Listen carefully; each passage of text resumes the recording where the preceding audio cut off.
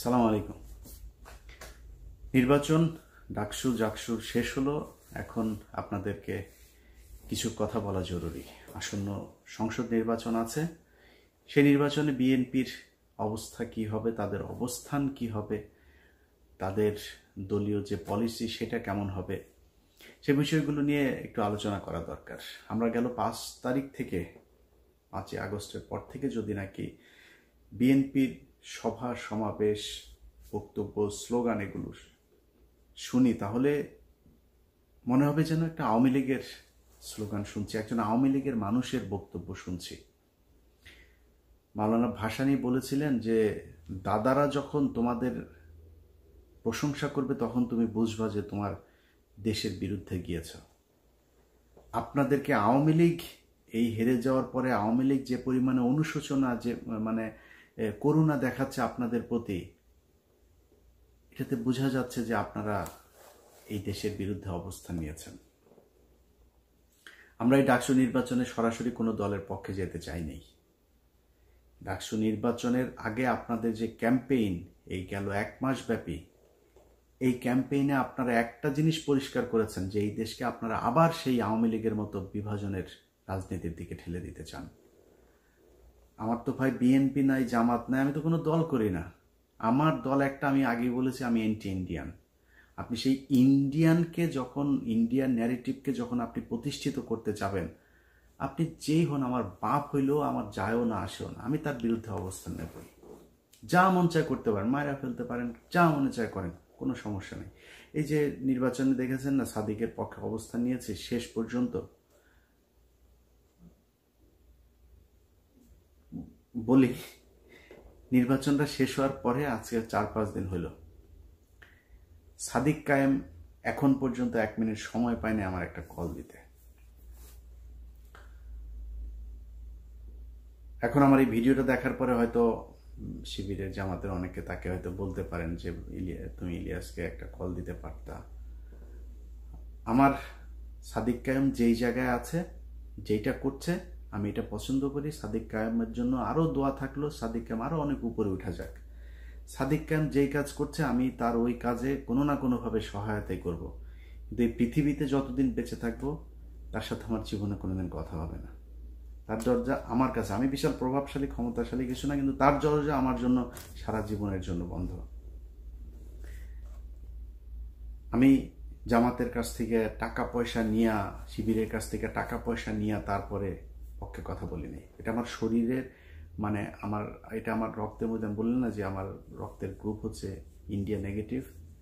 আমার শরীরে আগুন জ্বলতে থাকে এই যে মুক্তিযুদ্ধে পালছাল নিয়ে যখন কিনা কথাবার্তা বলে। এটা ইন্ডিয়া পাকিস্তানের যুদ্ধ, ইন্ডিয়া নিজে স্বীকার করেছে। পাকিস্তানিরা ইন্ডিয়ানদের হাতে লিখে দিয়ে গেছে, আমাদের ওখানে কারোর থাকতে দেওয়া হয় নাই, তারা জাতীয় সঙ্গীত বানিয়ে দিয়ে গেছে। এই ধন ফোন নিয়ে তারপরে আপনি বিশাল ফিরিতি ভালোবাসা ইস্যু করি আমি এই মুক্তিযুদ্ধের মধ্যে। এটা কোনো মুক্তিযুদ্ধ না, এটা ভারত পাকিস্তান যুদ্ধ, আমাদের এক দেশ থেকে আরেক দেশের হাতে লিখে দিয়ে গিয়েছে। এই 25-24 যে 5ই আগস্ট, এটা হচ্ছে আমাদের বিজয় দিবস। আবার যদি সেই পিছনে যাইতে চান তাহলে বারবার আপনাদের বিরুদ্ধে অবস্থান নেব। এইখান থেকে বের হয়ে আসতে হবে। আপনারা নির্বাচনগুলো থেকে মনে করেছিলাম শেখার চেষ্টা করছেন। নির্বাচনের পরের আপনাদের বড় বড় নেতাদের কিছু বক্তব্য শুনলাম, শুনে যেটা মনে হলো যে আপনারা সামনের নির্বাচনে, আসন্ন নির্বাচনেও আমাদেরকে ঠেলে দিচ্ছেন জামাতের দিকে। যদি এটা হইতে থাকে, সুস্পষ্টভাবে বলে দিচ্ছি, আমরা ঠিক আবার সেখানে চলে যাব। নির্বাচনে হারলেন, বললেন কারচুপি করা হয়েছে।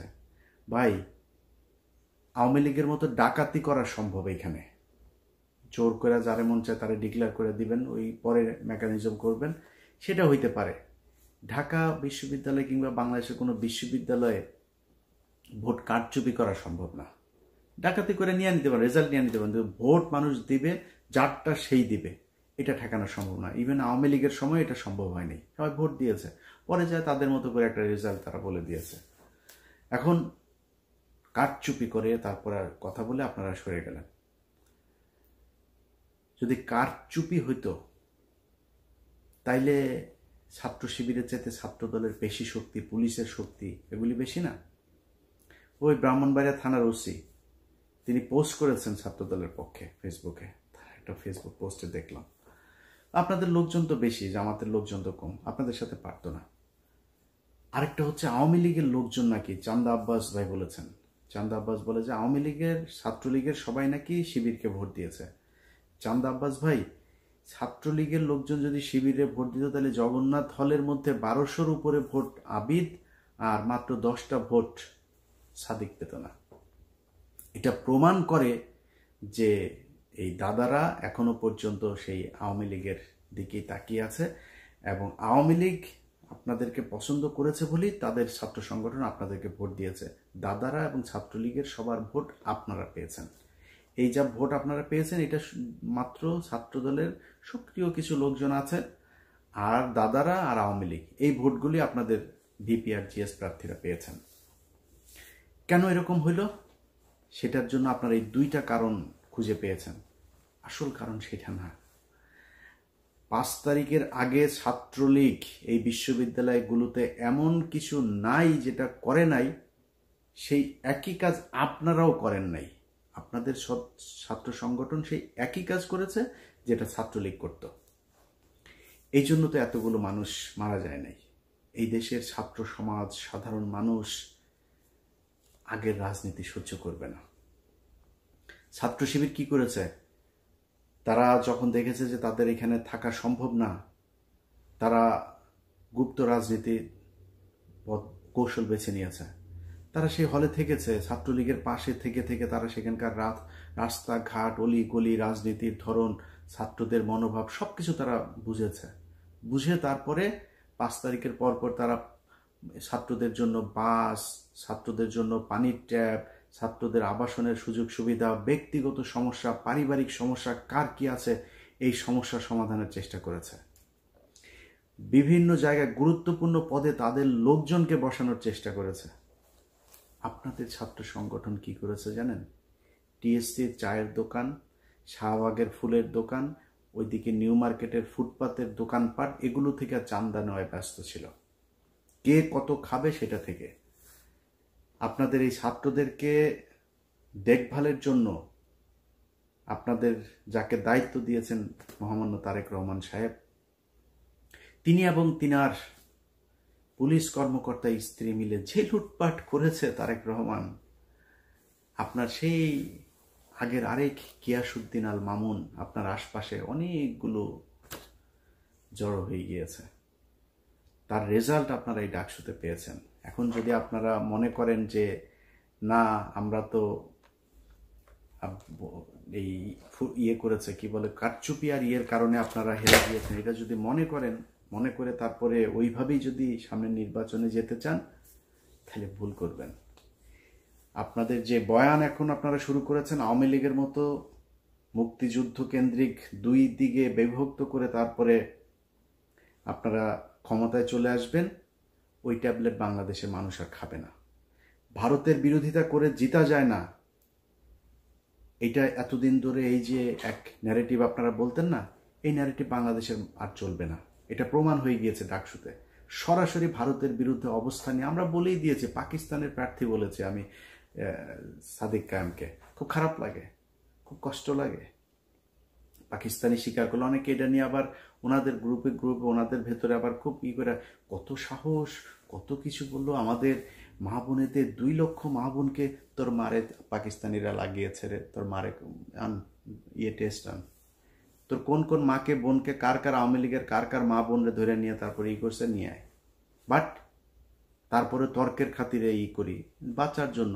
এখন আমি যদি বলি যে পাকিস্তানের মিলিটারিরা আমাদের মা বোনদেরকে ধর্ষণ করেছে, ধর্ষণ এই কথা যদি বলি তাহলে তো বাংলাদেশের সব জারজ। আমি তো সেটা এটা বলবো না, আমি এটা বিশ্বাসও করি না, আমি এটা জানিও না। তারপরেও কি বলি? জিতার জন্য বলি আমার বাবা, আমার দাদা, আমার পূর্বপুরুষ সবাই রাজাকার ছিল। আমার বাবা দাদা চাচারা মিলে তোদের মা বোনদেরকে পাকিস্তানের ক্যাম্পে দিয়ে এসেছে, তোদের মা বোনদেরকে জিনিস প্রোটেকশন ছাড়া তারপর লাগিয়েছে, তোরা পয়দা হুয়া। এটা তো লস আছে, বলেন লস আছে?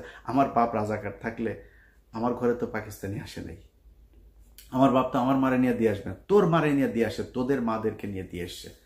লাভজনক যেটা সেটা তো বলবে, লাভ কে না বুঝে। আমি লাভজনক জায়গায় আছি, এই কারণে মাঝে মধ্যে বলি খুব খারাপ লাগে না, আরে বাবা পাকিস্তানি, আরে বেটা পাকিস্তানি, তুই যে মানুষের যে পাকিস্তানি রাজাকার বলিস, পাকিস্তানে যায় নাই কোনোদিন। পাকিস্তানের রাজাকার যাদের বলিস তারা যায় নাই, তোদের হিন্দুস্তানের রাজাকাররা সব এখন তাকে হিন্দুস্তানে আছে, সব ওইখানে গিয়ে আছে। সমস্যা হইলেই দৌড় দিয়া তোরা ওইখানে যাস সারা জীবন। তোরা হচ্ছে দাদাদের পয়দা। এই দাদারা তোদেরকে বর্ডারের ওই পারে গিয়েছিলি, তারপর ওইখানে যাওয়ার পরে তোদেরকে প্রোডাকশন দিয়ে দিয়েছে, এখনো তোরা সেই রক্তের টান ভুলতে পারিস না। তো এই দাদাদের যেই রক্তের টানে যারা এই দেশে রাজনীতি করে তাদের সংখ্যা কিন্তু কম, খুব কম সংখ্যক লোকজন এই আপনাদেরকে ভোট দিতে পারবে, যাদের ভোট আপনারা নিতে চাচ্ছেন। এর বাইরে কিন্তু আর কারো ভোট পাবেন না। অতএব ওই ন্যারেটিভ থেকে আপনাকে বের হয়ে আসতে হবে। বিএনপি যদি মনে করে যে শুধুমাত্র আমরা আওয়ামী লীগের মতো এই পলিসি খাটায় তারপরে নির্বাচনে গিয়ে পাশ করে আসব, তাহলে বিএনপিকে মাথায় রাখতে হবে তাদের অবস্থা, তাদের ভবিষ্যৎ এই আওয়ামী লীগের যা হয়েছে সেই রকমই হবে। সিদ্ধান্ত আপনাদের, সিম্পল, খুবই সিম্পল ইকুয়েশন। যেটা আপনারা মেনে নিতে চান আপনাদের সিদ্ধান্ত, আপনারা যেদিকে যাবেন এবার যান। আমরা বাংলাদেশের মানুষ, আমরা যারা কিনা এই মুক্তিযুদ্ধের এইসব এই বয়ান টয়ান এগুলোর ব্যাপারে যাদের অ্যালার্জি আছে আমাদের, আমরা আপনাদের এই মুক্তিযুদ্ধ নিয়ে খুব কাজ করতে চাই। আমরা এখনো চাই মুক্তিযুদ্ধে কতজন মানুষ মারা গিয়েছে খুঁজে বার করেন, মুক্তিযুদ্ধে কতজন নারী ধর্ষিত হয়েছে, আদৌ হয়েছে কিনা সেটা খুঁজে বের করেন, কতজন রাজাকার ছিল, কারা মুক্তিযোদ্ধা ছিল, আদৌ কোনো মুক্তিযোদ্ধা ছিল কিনা এটা আমরা দেখতে চাই। ভারত আসলো, আসিয়া তারপরে আপনাদেরকে 13 দিনে যুদ্ধ করে দেশ দখল করে নিয়ে তারপরে আপনাদেরকে বললো এই নাও তোমরা স্বাধীন হয়েছ, আর তোমরা স্বাধীন হয়ে গেল। কিসের বালের স্বাধীনতা? এটার নাম স্বাধীনতা? একজন রাজনীতিবিদকে উঠায় নিয়ে চলে যায়, ট্রাইব্যুনালে সাক্ষী দিতে এসে সাক্ষীরে উঠায় নিয়ে চলে যায় ইন্ডিয়াতে, গুম করা হয়, খুন করা হয়, ভারতীয় বাহিনী সরাসরি এসে এই দেশে কিলিং করে দেওয়া যায়। এটার নাম বালের স্বাধীনতা রে। এরম স্বাধীনতায় হিসু করি। তোদের কাছে এটা স্বাধীনতা মনে হইতে পারে, কারণ তোরা তো তোদের তো পয়দা করে দিছে, তোদের মাদেরকে লাগায় তারপরে তোদের পয়দা করে দিছে, এই জন্য তোরা মনে করিস তোদের জন্য ওইটাই তোদের দেশ। আমার দেশ তো ওইটা না, আমি পাকিস্তানিও না, হিন্দুস্তানিও না, আমি বাংলাদেশ চাই। যেই কারণে বাংলাদেশের পক্ষে কথা বলি। কোনো দেশের, আমার যদি এখন কোনো সমস্যা হয়, জাপানের সাথে আমেরিকার সমস্যা ছিল না, জাপানের সাথে এখন সবচাইতে মিত্র দেশ হয়েছে জাপান। আর পাকিস্তানের সাথে আমার সমস্যা ছিল, পাকিস্তানের সাথে আমরা আলাদা হয়ে গিয়েছি। পাকিস্তানের কাছ থেকে আমার এখন সুবিধা পেলে আমি নিব, পাকিস্তান আমার কাছ থেকে সুবিধা পাইলে নিবে। পাকিস্তান আর বাংলাদেশ দুই দেশের মানুষ মিলেও যদি কান্নাকাটি করে তাও কোনোদিন এই দুই দেশ এক হবে না। এরা কথায় কথায় পাকিস্তানি, এসব গাঁজাখুরি আলাপ বন্ধ করতে হবে। আপনাদের মূল দল যেটা আছে সেই দলের ডাকসু তো গেলই, তো ছাত্রদল তো তাও সেইভাবে ঢাকা বিশ্ববিদ্যালয়ের পোলাপানের কাছ থেকে তো আর চান্দা টান্দা নিতে পারে না। কিন্তু জাতীয় নির্বাচনে আপনাদের মূল বয়স্ক শয়তান যেগুলো আছে সেগুলো তো ইয়েতে যাবে, ওই নির্বাচনে অংশ নিবে। তারা সারা বাংলাদেশে এমন এক চাঁদাবাজের রাজত্ব তৈরি করেছে, এগুলো আমরা বললে আপনাদের কাছে খারাপ লাগবে, আমাদেরকে মনে হবে আমরা পাকিস্তানের লোক বলে তারপরে ট্যাগ দেওয়ার চেষ্টা করবেন। বাট এই ডিজাস্টার আসার আগে কথাগুলি একটু মাথায় রাখেন। যারা 2 দিনের এখন বিএনপি দাবি করে চামচামো করে তারা আপনাদের বিপদের দিনে থাকবে না। আমাদের মুখ থেকে কোনোদিন জিয়াউর রহমান, তারেক রহমান, খালেদা জিয়া, তাদেরকে না খারাপ সময় কোনোদিন খারাপ কথা বের হয়নি, তাদের মুখ থেকে বের হয়েছে। নাকে খত দিয়েছে, খত দিয়ে আওয়ামী লীগে যুক্ত হয়েছে আবার, আমরা যাইনি। আজকে যারা দৌড় দিয়ে গিয়ে চেয়ার নিয়ে বসেছে তারা দেশে যাইতো, আসতো, বিদেশে থেকেও তাদের সমস্যা হয়নি। কিন্তু আমরা কথাগুলি বলছি আপনাদের ভালোর জন্য। যদি মনে করেন নেয়ার মতো নিয়ে সেভাবে চলেন। যারা এই বুড়া শয়তানগুলো আপনাদের আছে, এগুলি যে সামনে নির্বাচনে যাবে, এলাকায় আপনাদের যে অবস্থা, যে ইমেজ, একটু খোঁজ নিয়ে দেখেন। আপনাদের যে পুলিশ টুলিশ গোয়েন্দা সংস্থা বিভিন্ন জায়গায় বসিয়েছেন, এগুলো তো সব আপনাদের নিজের লোক না, তো টাকা পয়সা নিয়ে আপনাদের লোকজনরা বসিয়ে দিয়েছে। এরা আপনাদের সত্যি তথ্যও জানাবে না, গোয়েন্দা তথ্য কি আসলে ওই খবরটাও আপনাদেরকে জানাবে না। যাই হোক, অনেক কথা বললাম। মূল কথা হচ্ছে যে বিএনপি ভাই, আমি এই নির্বাচনের পরে আমার এটা বললাম যে জামাতের আমিরের সাথেও কথা হয়েছিল, ডাকসু নির্বাচনের পরে। ওইখানে বিএনপির কোনো লোকজন ছিল না। আমি ওনাকে বলেছি যে ভাই, আমার মনে হয় এই মুহূর্তে বিএনপির ক্ষমতায় আসা উচিত।